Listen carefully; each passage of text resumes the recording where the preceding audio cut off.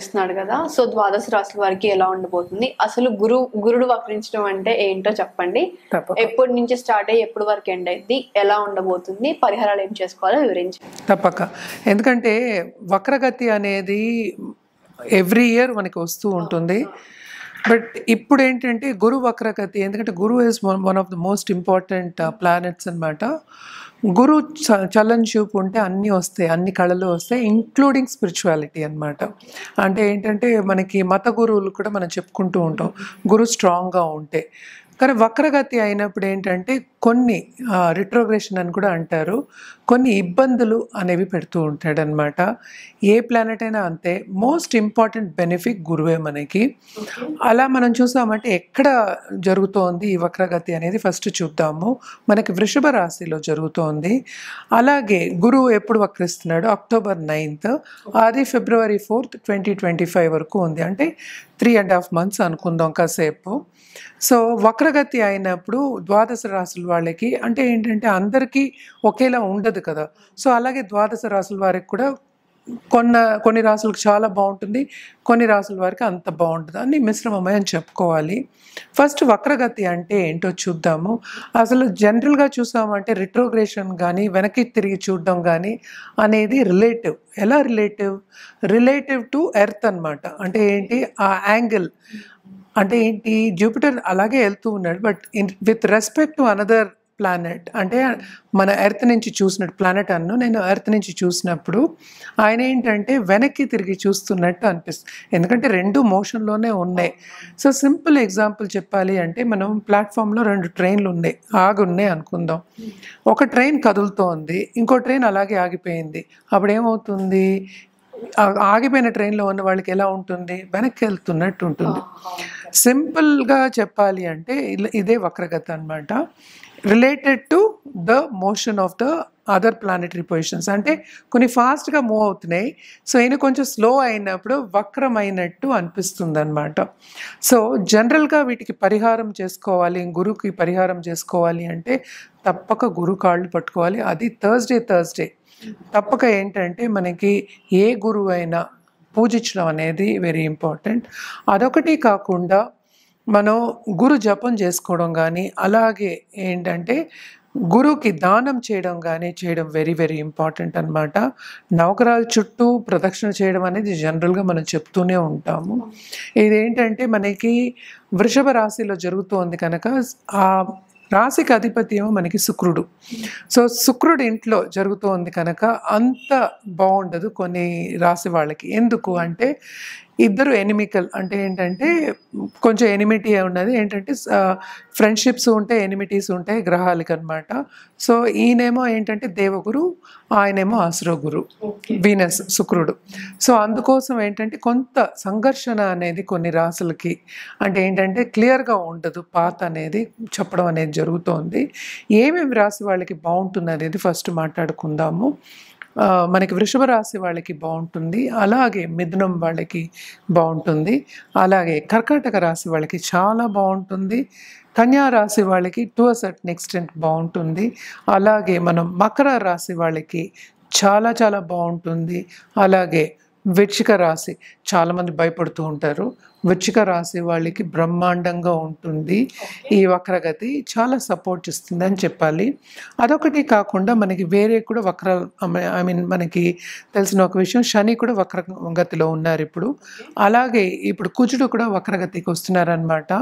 So ఇవన్నీ చూసుకోకుండా మనం సింగిల్ ప్లానెట్ అంటే ఏంటంటే గురువు గురించే మనం మాట్లాడుకుంటున్నాం కనుక, తప్పక మనం ఒక్క ప్లానెట్ గురించే మాట్లాడుకుంటున్నాం కనుక అన్ని రాసుల వాళ్ళకి మిశ్రమ ఫలితాలే ఘోషిస్తున్నాయి మిగతా ప్లానెటరీ పొజిషన్స్ బట్టి అని చెప్పడం జరుగుతోందన్నమాట. మనం ఇప్పుడు మాట్లాడేది కూడా సింగిల్గా జూపిటర్ తో పాటు ఇప్పుడు సరే వేరే గ్రహాలు కలిసినప్పుడు కానీ, లేకపోతే జూపిటర్ వక్రగతి, గురు వక్రగతి ఎలా ఉంటుంది ద్వాదశ రాశులకి అనేది మాట్లాడబోతున్నాం. జనరల్ పరిహారాలు ఏంటంటే నిత్యం చేయొచ్చు, వాళ్ళు ఈరోజే చేయాలి రేపు చేయకూడదని ఏం లేదు. గురువుని రోజు తలుచుకోవడం మంచిదే కదా. సో గురువారమే చేయాలని లేదు, మనం చెప్పేది ఏంటంటే జనరల్గా చెప్పాము. అలాగే ఏంటంటే మన గోవు కూడా ఏంటంటే చాలామందికి ఇప్పుడు వృషభ రాశి వాళ్ళు ఉన్నారు, వాళ్ళు తప్పక ఏంటంటే గోవుకి ఎవ్రీ థర్స్డే వెళ్ళి ఏదో ఒకటి ఆహారం పెట్టడం అనేది చాలా మంచిదన్నమాట. ఎస్పెషల్లీ బెల్లంతో కానీ, లేకపోతే ఏంటంటే మన చేత్తో ఉండే శనగపప్పు అలాంటివి పెట్టడం, శనగపిండితో చేసే వస్తువులు ఉంటాయి కదా, స్వీట్లు, అలాంటిది పెట్టడం అనేది చాలా మంచిదన్నమాట. ఇవన్నీ పాటిస్తే ఏంటంటే టు అ సర్టన్ ఎక్స్టెంట్, ఎందుకంటే ఇప్పుడు రిట్రోగ్రేషన్ అన్న, ఇప్పుడు వక్రగతి అన్న, ఈ రెండిటికి ఏంటంటే కొన్ని నెగిటివ్ ఎఫెక్ట్స్ అనేవి ఉంటాయి. సో ఆ నెగిటివ్ ఎఫెక్ట్స్ అన్నీ మనకి ఏంటంటే బ్యాలెన్స్ అవుతాయి కనుక ఇలాగ చేయమని మనం చెప్తూ ఉన్నాం అనమాట. చేసే వాళ్ళకి మంచి రిజల్ట్స్ ఉంటాయి, చేయకపోతే మనం ఏం చేయలేము. సో మనం చెప్పడం వరకే మనం చెప్తున్నాం అనమాట. సో మనం అన్ని రాసుల వరుసగా మనం మాట్లాడదాం. మ్యామ్, ఇప్పుడు వృశ్చిక రాశి వారికి ఎలా ఉందో వివరించండి. తప్పక. వృశ్చిక రాశి వాళ్ళకి మనం ముందు నుంచి చెప్తున్నాము. యాక్చువల్గా రాశి ఫలితాలు కూడా నేను చాలా చెప్పున్నాను కదా, ఎవ్రీ నెల కూడా మనం చేస్తూ ఉన్నాము. చాలా బాగుంది అని చెప్పుకోవాలి.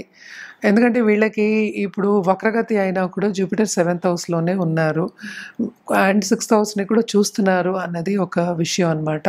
సో తప్పక వీళ్ళకి సడన్గా మోతాదు డబ్బు వచ్చే ఛాన్సెస్ ఉన్నాయి.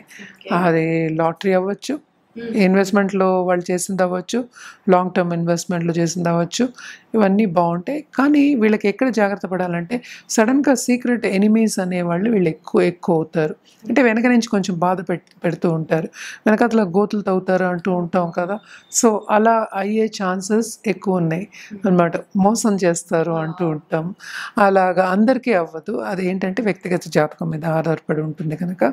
సో కొంతవరకు జాగ్రత్తగా ఉండడం అనేది వెరీ ఇంపార్టెంట్. అలాగే ఏంటంటే అందరితోనూ జాగ్రత్తగా మసులుకోవాలి అనేది ఇంపార్టెంట్. కెరియర్ పరంగా మాత్రం చాలా బాగుంటుంది. వీళ్ళకి బిజినెస్ పరంగా కూడా చాలా బాగుంటుంది. కొత్త బిజినెస్లు స్టార్ట్ చేస్తారు అండ్ కొత్త బిజినెస్లో విస్తరిస్తారు. వాళ్ళకి తగిన లాభాలు అనేవి తప్పక వస్తాయి. అలాగే ఫుడ్ బిజినెస్లో కూడా చాలా బాగుంటుంది అనే చెప్పుకోవాలన్నమాట. ఎస్పెషలీ ఫుడ్ రంగంలో ఉన్నవాళ్ళు కానీ అండ్ ఫుడ్ టెక్నాలజీలో ఉన్నవాళ్ళు కానీ చాలా బాగుంటుంది.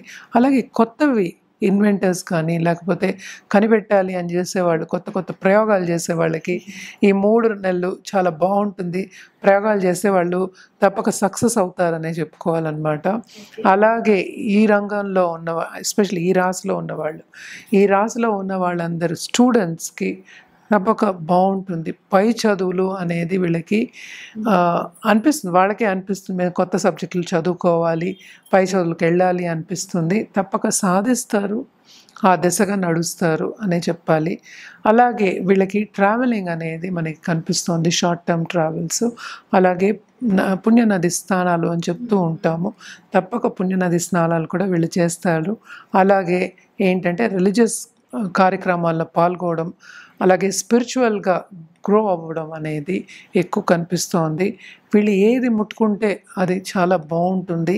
అబండెన్స్ అనేది ఎక్కువ కనిపిస్తుంది. అంటే ఏంటంటే వాళ్ళు ఈ 3 నెలల్లో చాలా అంటే ఏంటంటే వాళ్ళు అనుకునేది సాధించే దశగా నడుస్తారు అనేది కనిపిస్తోంది అన్నమాట.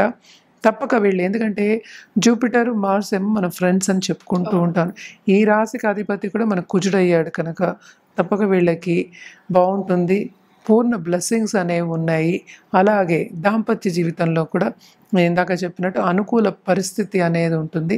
కొంచెం ఆర్గ్యుమెంట్స్ వచ్చినా కూడా అవి సెట్ అయిపోతాయి. అలాగే కొత్తగా పెళ్ళి కావాలి అనుకునే వాళ్ళందరికీ కూడా ఇది మంచి తరుణం అండ్ మంచి పార్ట్నర్స్ వచ్చే ఛాన్సెస్ ఎక్కువ కనిపిస్తున్నాయి. అలాగే లవ్ రిలేషన్షిప్లో ఉండాలి అనుకునే వాళ్ళకు కూడా చాలా బాగుంటుంది అనే చెప్పుకోవాలి. మనం పరిహారాల విషయానికి వస్తే తప్పక వీళ్ళు మంగళవారం దేవి పూజలు చేయడం అనేది వెరీ ఇంపార్టెంట్. అలాగే గురువారం మనకి గురువుని కాళ్ళు పట్టుకోవడం, అంటే సాయిబాబా అవ్వచ్చు, దక్షిణామూర్తి దత్తాత్రేయ స్వామి అవ్వచ్చు, లేకపోతే మీ గురువులు అవ్వచ్చు. మీరు ఎవరైనా గురువుని ఫాలో అయిన వాళ్ళందరినీ తప్పక ఎవ్రీ థర్స్డే కొలవడం, అంటే మర్చిపోకుండా కాన్సన్ట్రేషన్ తోటి భక్తితో కొలవడం అనేది వెరీ వెరీ ఇంపార్టెంట్. ఇవన్నీ చేసినప్పుడు ఇంకా పాజిటివిటీ అనేది పెరుగుతుంది. అలాగే మీకు వచ్చే రాబడి కూడా ఎక్కువ అవుతుంది. అంటే సంపద ఎవరికైనా కావాల్సింది అదే. సో సంపద కూడా ఎక్కువ అయ్యే ఛాన్సెస్ ఉన్నాయన్నమాట.